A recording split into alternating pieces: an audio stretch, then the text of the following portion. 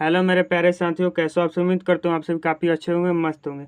आज की इस वीडियो में मैं आपको मैथ के ऐसे 6 चैप्टरों की बात करने वाला हूँ जिससे बोर्ड एग्जाम 2024 में 132 नंबर का प्रश्न पूछ लिया गया था।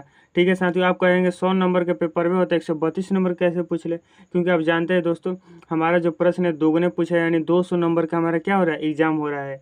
इन सभी चैप्टरों से दोस्तों क्या है, क्लास 12 का सबसे मोस्ट इम्पोर्टेंट चैप्टर है, जहाँ से हर साल अच्छे नंबर के प्रश्न पूछ लिए जाते हैं साथियों।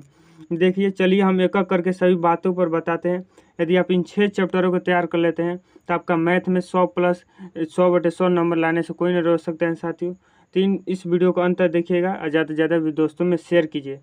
तो देखिए दोस्तों, पहला जो चैप्टर है, जो मोस्ट इम्पोर्टेंट चैप्टर है 12th क्लास के लिए, अवकलन। इस अवकलन चैप्टर से 13 ऑब्जेक्टिव प्रश्न पूछ लिए गए साथियों, और 8 अंक के लिए क्या पूछ लिए गए हैं, 2 अंकीय प्रश्न पूछ लिए गए, और 5 अंकीय प्रश्न एक पूछ लिए गए। ठीक है साथियों, एक 5 अंकीय प्रश्न पूछ लिए गए, यानी कुल हमारा 26 अंक के लिए प्रश्न अवकलन से पूछ लिया गया है। ठीक है, अवकलन से 26 अंक के लिए प्रश्न पूछ लिए गए।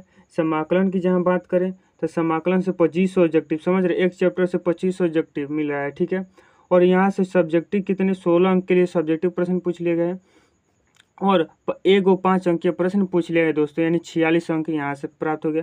मतलब देखिए, केवल आप यदि इंटीग्रेशन पढ़ के जाते हैं तो 46 नंबर क्या आ जाता है आपका साथियों। ठीक है, अगला जो चैप्टर है हमारा सदिश, जो वेक्टर है साथियों।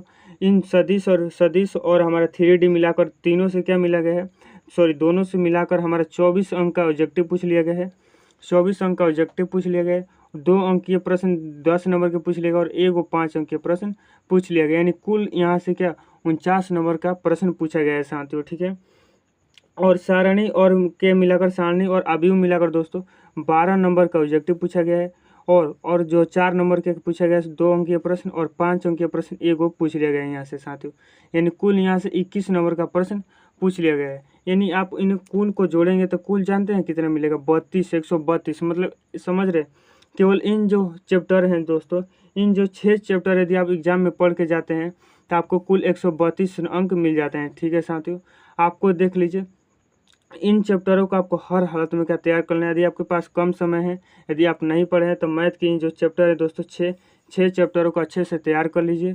एकदम इस चैप्टर को एकदम घोर कर पी जाइए, और समाकलन अवकलन को तो और भी अधिक से साथियों, क्योंकि यहाँ से बहुत सारे प्रश्न आपके एग्जाम में रहते हैं। ऑब्जेक्टिव जब उठाएगा तो 20-25 को अंक तो इसी प्रश्न इसी से रहेंगे। देख लीजिए, यहाँ से हमारा कुल कितने 38 को ऑब्जेक्टिव इसी चैप्टर से हैं। ठीक है साथियों, ठीक है, इन चैप्टरों को आपको क्या कर लेना है, अच्छे से तैयार कर लेना है एवं समझ लेना है।